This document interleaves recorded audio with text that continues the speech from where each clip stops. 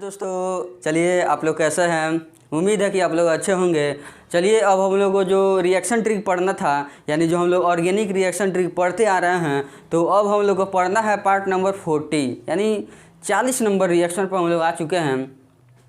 इसमें कौन सा रिएक्शन पढ़ना है, क्या है वो, तो आइए देखते हैं। बोर्ड पे लिखा हुआ है, क्या बोर्ड पे लिखा हुआ है, रिएक्शन ऑफ इथिलीन ग्लाइकॉल, यानी इथिलीन ग्लाइकॉल का रिएक्शन होगा विथ माने साथ, तो किसके साथ कराएंगे, तो PCl3 है मेरा, मतलब फास्फोरस ट्राइक्लोराइड, फास्फोरस ट्राइक्लोराइड यही है जो रिएक्शन करेगा इथिलीन ग्लाइकॉल से।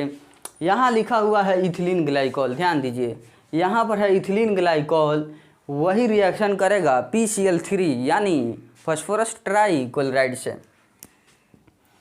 यहाँ देखिएगा ध्यान से, लिखा हुआ है इथिलीन ग्लाइकॉल, तो इसके बारे में समझेंगे कि कैसे इसका फॉर्मूला होगा, कैसे फॉर्मूला हम बनाएंगे इथिलीन ग्लाइकॉल का। ध्यान दीजिए, चलिए जो इथिलीन वर्ड है उसको यहाँ हम लिखते हैं। सबसे पहले इथिलीन को लिखते हैं, तो चलिए पहले हम इथिलीन को लिख ही दिए। तो इसका जो फॉर्मूला होता है इथिलीन का, वो होता है H2C डबल बॉन्ड CH2। ध्यान दीजिए, इथिलीन का मतलब CH2 डबल बॉन्ड CH2, यानी इथिलीन यानी इथीन को ही बोला जाता है। ये मेरा कॉमन नेम है किसका, तो इथीन का।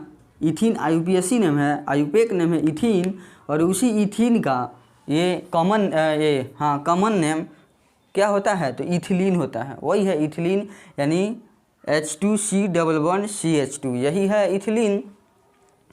तो इसी इथिलीन से बनेगा मेरा इथिलीन ग्लाइकॉल। तो आइए सबसे पहले हम एक बार और बता दें कि ग्लाइकॉल का क्या मतलब है, ग्लाइकॉल का क्या सेंस है। तो ध्यान दीजिए, आपको ग्लाई बतलाएगा दो, ग्लाई का सेंस है दो, और यहाँ पर OL देखिए OL, तो OL आता है अल्कोहल से, किससे, अल्कोहल से। इसमें भी लास्ट में OL लगा है, इसमें भी OL लगा है। ध्यान दीजिए इस दोनों के बारे में।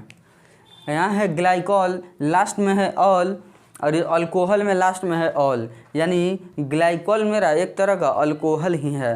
तो चलिए जो अल्कोहल का फंक्शनल ग्रुप होता है, हम बात करेंगे फंक्शनल ग्रुप में, तो वो क्या होता है, तो फंक्शनल ग्रुप के बारे में देखिए OH होता है।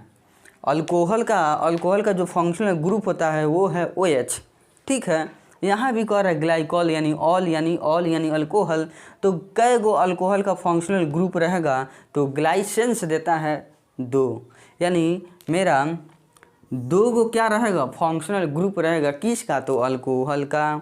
समझ में आया कि नहीं। दो गो OH को अगर हम लगा देते हैं, दो गो OH को यदि हम कंबाइन कर देते हैं किस में, तो इथिलीन में, तो वही ना मेरा इथिलीन ग्लाइकॉल बन जाएगा। ग्लाइकॉल का सेंस दो गो फंक्शनल ग्रुप अल्कोहल का रहेगा, यही उसका सेंस है। तो ये जो ग्लाइकॉल है किस में रहेगा, तो इथिलीन में रहेगा, तभी तो इथिलीन ग्लाइकॉल बनेगा। तो चलिए दो गो OH को हम जोड़ते हैं, कहाँ जोड़ेंगे, तो ध्यान दीजिए, एक इसमें से बॉन्ड सिग्मा है और एक बॉन्ड इसमें से पाई है। मान लेते हैं ये वाला जो बॉन्ड है,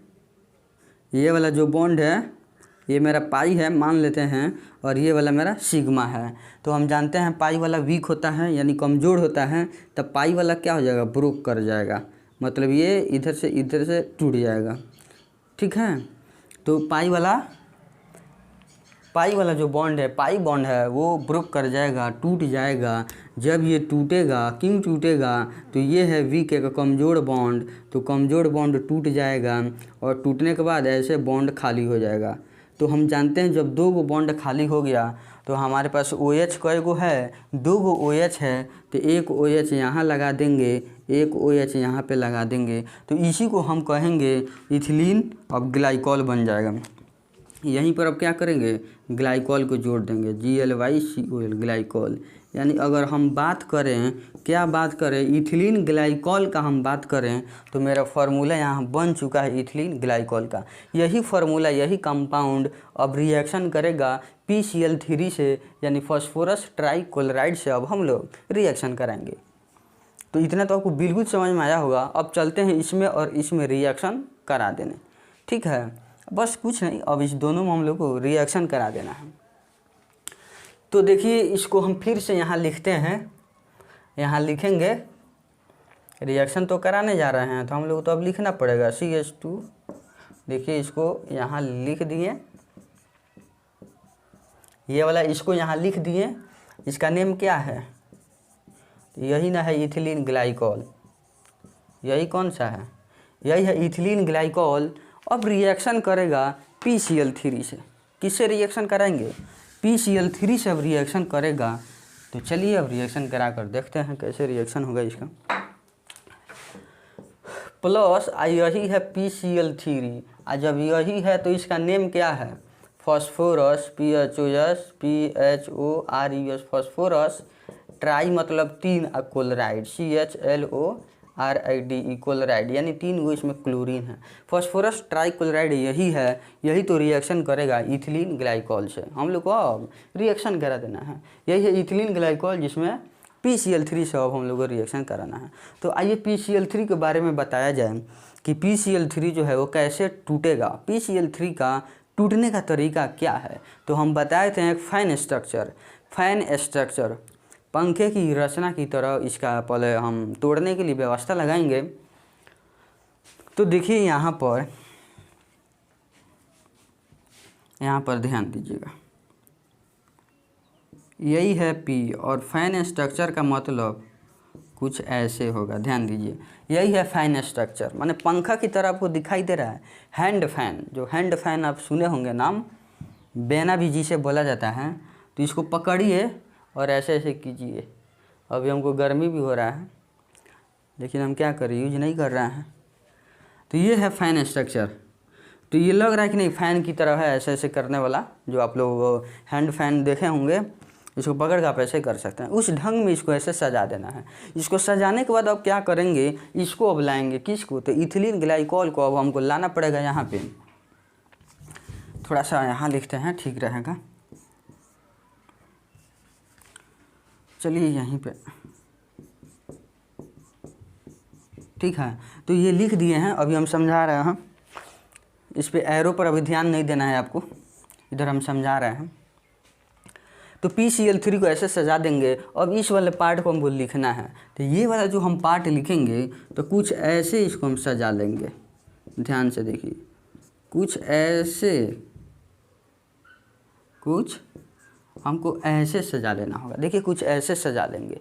तो एक बात है, एक बात क्या है कि ये क्लोरीन कहाँ जुटेगा, तो OH को हटा कर जुटेगा। यही तो मेन कॉन्सेप्ट है। इंटरनली ध्यान दीजिए, एक क्लोरीन एक OH को हटा कर वहाँ जुटना चाहता है, फिर एक और क्लोरीन इस OH को हटा कर जुटना चाहता है और बिल्कुल जुटेगा। मतलब ये क्लोरीन इस OH को हटाएगा, वहाँ अटैच हो जाएगा, जुट जाएगा। फिर ये वाला जो क्लोरीन है, यह भी इस OH को हटाएगा और क्लोरीन उसका स्थान ले लेगा। किसका, OH का स्थान ले लेगा। मतलब OH के जगह पर ये क्लोरीन चला जाएगा और OH निकल जाएगा, आउट हो जाएगा। एक और बात, अभी एक क्लोरीन बच गया है, क्लोरीन बचा हुआ है, यह भी अल्कोहल को हटाएगा। कोई भी क्लोरीन बाकी नहीं रहता है, सभी अल्कोहल को हटाएगा। तो बात ये है कि एक क्लोरीन ज़्यादा हो जा रहा है, अल्कोहल कम पड़ जा रहा है, तो अब क्या करेगा, तो बैलेंस करना होगा, मतलब और बढ़ा लेंगे। एक क्लोरीन मेरा एक्स्ट्रा है तो यह भी OH को हटाएगा। OH यानी अल्कोहल का जो फंक्शनल ग्रुप है उसको हटाएगा, बिना हटाए मानेगा नहीं। लेकिन अब यहाँ पर घट रहा है तो क्या करेंगे, बढ़ाना पड़ेगा। तो एक और हम इसी को ले लेते हैं, एक और हमको लेना पड़ेगा।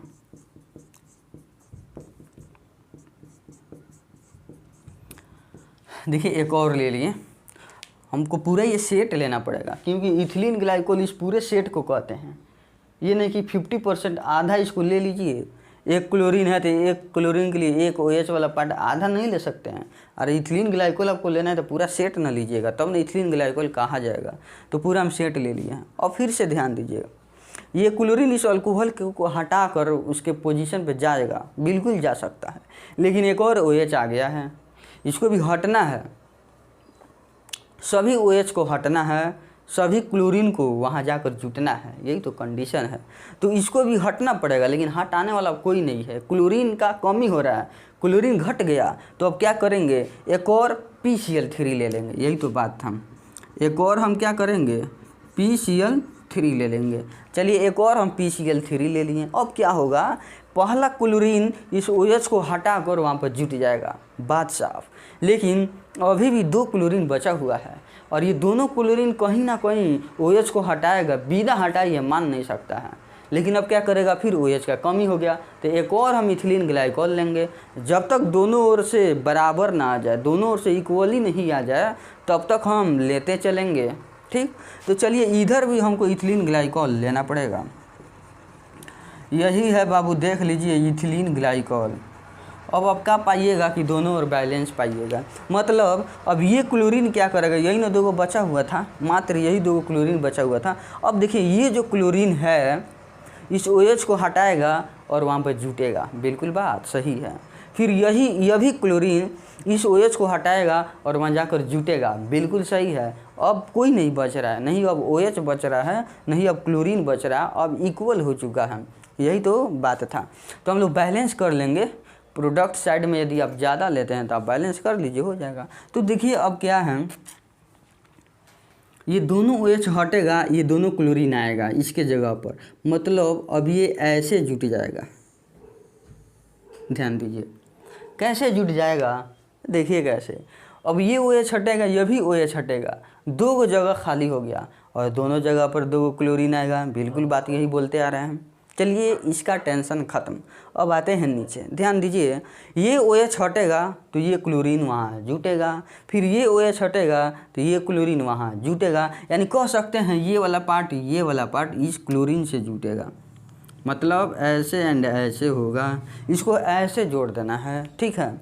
अब देखिए ये OH हट जाएगा, इसमें भी OH हट जाएगा, जो बच गया है पार्ट, और फिर क्या होगा, इस वाले क्लोरीन से जुट जाएगा। तो देखिए एक OH हटेगा, इस क्लोरीन से जुटेगा, OH हट जाएगा, जो बच गया पार्ट वो क्लोरीन से जुटेगा, फिर ये OH हट गया, जो बच गया उसे क्लोरीन से जुटेगा। अब सुनिए, जो हम लोग जोड़े हैं अब इसको यहाँ लिखते हैं कि हम क्या जोड़कर प्रोडक्ट लाए हैं, अभी सब समझा रहे हैं। तो चलिए इसमें आपको क्लोरीन को जोड़ना है। तो ये जो आप पार्ट देख रहे हैं उसको हम यहाँ लिख रहे हैं, यहाँ ध्यान दीजिए। ये जो पार्ट है ऐसा ही ना आएगा, अरे ये वाला पार्ट OH हट जाएगा, तो ये वाला पार्ट ऐसा ही ना बचेगा। इसी में एक क्लोरीन यहाँ जुटेगा, एक क्लोरीन यहाँ जुटेगा, मतलब एक क्लोरीन यहाँ और एक क्लोरीन यहाँ। जोड़ने आया, फिर से देखिए OH हटा, OH हट गया, दोनों OH हट गया, तो जो बच गया है यहाँ लिख दिए। अब ये क्लोरीन आएगा यहाँ पर जुटेगा, फिर यह भी क्लोरीन आकर यहाँ पर जुट जाएगा, दोनों क्लोरीन अपने अपने जगह पर जुट जाएगा। तो दोनों क्लोरीन को अपने अपने जगह पर ला दिए। OH के प्लेस पर आ गया कि नहीं आ गया, OH को हटा दिया, OH को हाइड्रोक्साइड को हटा दिया, हाइड्रोक्सिल ग्रुप जो भी था उसको हटाकर और वहीं पे क्लोरीन आ गया। ठीक इसी तरह यह भी होगा, इसी के जैसा यह भी होगा और यह भी होगा। कुल मिलाकर यह 3 तरह, मतलब 3 हो चुका है, 3 बार हो गया, 1 बार 2 बार और 3 बार। तो इसको हम 3 से मल्टीप्लाई कर देंगे क्योंकि मेरे पास 3 ठो बन चुका है, 3 बन चुका है। तो ये वाला तब क्लियर हो गया। अब सुनिए यहाँ पर एक जो फास्फोरस होगा वो 3 OH के साथ एसोसिएट होगा, जुटेगा। एक फास्फोरस 3 ठो OH जो ग्रुप है, OH जो है अल्कोहल का जो फंक्शनल ग्रुप है, एक फास्फोरस 3 ठो OH के साथ जुटेगा। यानी जो हाइड्रोक्सिल ग्रुप है वो 3 हाइड्रोक्सिल ग्रुप एक पी से जुटेगा फास्फोरस से। फिर जो 3 गो हाइड्रोक्सिल है ग्रुप, OH जो ग्रुप है वो फास्फोरस से जुटेगा। मतलब ये वाला और ये वाला, ये तीनों जो कौन है OH है, वो इस फास्फोरस से जुट जाएगा। इस फास्फोरस से ये तीनों 1 2 तीनों OH जुटेगा। फिर देखिए ये जो तीनों है,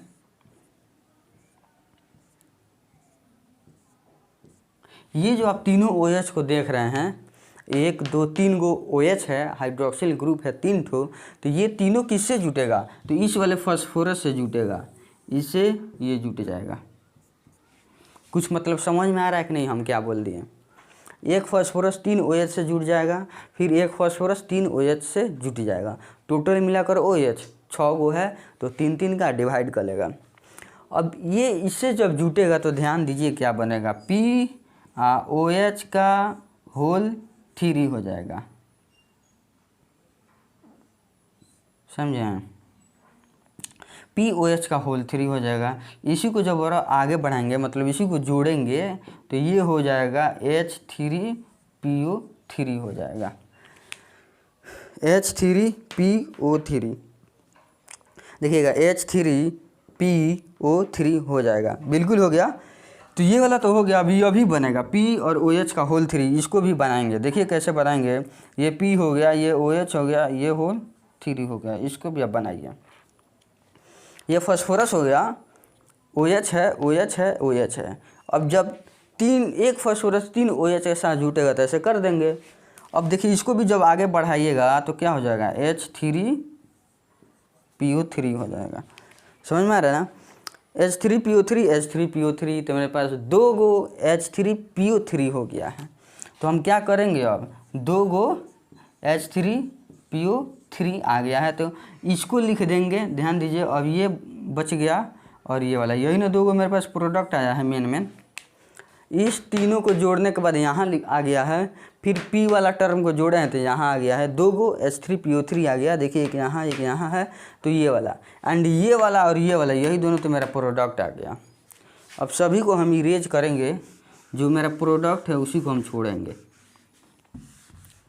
बिल्कुल आप समझ लिए होंगे, उसमें कोई शक नहीं है। देखिए जो बचा हुआ है यही तो मेरा प्रोडक्ट हो गया। तो इसको हम लिखेंगे यहाँ पर 3CH2Cl CH2Cl हो गया, अब प्लस 2H3PO3 हो गया। यही दोनों को लिख दिए, यही दोनों मेरा प्रोडक्ट हो गया, जो बनना था रिएक्शन बन के तैयार हो गया है। तो ये वाला बन चुका है। चलिए इसका नेम थोड़ा बता दें। इसका ये तो हाइड्रोजन फॉस्फेट है, यानी फॉस्फोरिक एसिड है। इसका देखिए, इसका नेम हम कैसे देंगे, तो इसका नेम हो जाएगा IUPAC नेम। चलिए देते हैं। इसका काउंटिंग करेंगे तो ये 1 हो जाएगा और ये 2 हो जाएगा। तो हो जाएगा 1 पे क्लोरीन है और फिर 1 नंबर पे भी क्लोरीन है और 2 नंबर पे भी क्लोरीन है। तो 1,2 डाइक्लोरो लिखेंगे, CHLORO डाइक्लोरो। चलिए 1,2 डाइक्लोरो, 1 पर भी क्लोरीन है, 2 पर भी क्लोरीन है, इसलिए 1,2 डाइक्लोरो। चलिए 2 कार्बन है तो लिखेंगे ईथ। क्या लिखेंगे, ईथ। और बीच में सिंगल बॉन्ड है तो लिखेंगे N, यानी हो जाएगा। इसका नेम क्या हो गया, 1,2 डाइक्लोरो इथेन हो गया। या एक और इसका नेम है इथिलीन डाइक्लोराइड भी आप लिख सकते हैं। इसका एक और नेम क्या हो गया, इथिलीन।